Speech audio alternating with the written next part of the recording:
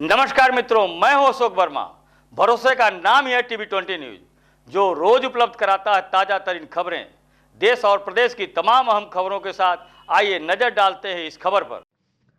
अंबेडकर नगर पहुंचे deputy CM Keshav Prasad Maurya ने जातिगत जनगणना पर विपक्षी दलों को घेरते हुए कहा कि इस घोषणा से ये लोग कल नींद की गोली खाई, फिर भी इन लोगों को नींद नहीं आई।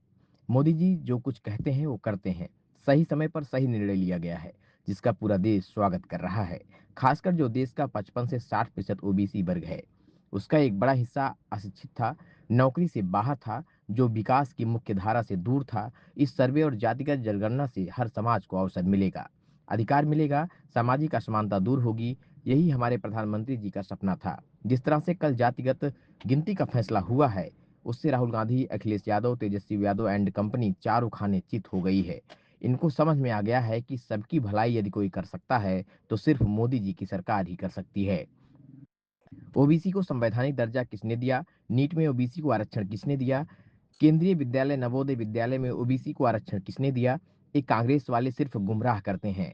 एक कांग्रेस और सपा वाले सिर्फ झूठ बोलते हैं, और झूठ बोलने की ऑटोमेटिक मशीन है। डिप्टी सीएम अंबेडकर नगर में आयोजित चंद्रगुप्त मौर्य के जयंती कार्यक्रम को संबोधित करते हुए पहुंचे थे।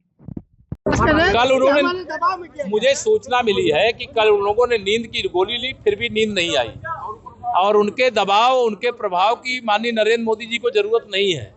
अभी राजनीति में जितना सोचते हैं माननीय नरेंद्र मोदी जी, उससे 1 लाख किलोमीटर आगे से वो सारी योजना करते हैं। और जो जिस प्रकार से जाति जनगणना का कल फैसला हुआ है, उसका स्वागत है, अभिनंदन है।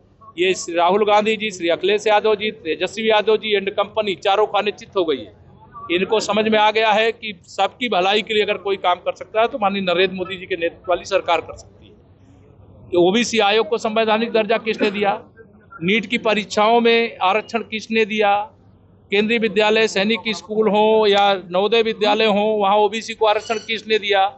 ये कांग्रेस वाले केवल गुमराह करते हैं, झूठ बोलते हैं। सपा वाले झूठ बोलते हैं। झूठ बोलने की सब ऑटोमेटिक मशीन है। लेकिन माननीय नरेंद्र मोदी जी जो कहते हैं वो करते हैं। हम सदा कहते थे कि हम जाति जनगणना के खिलाफ नहीं है।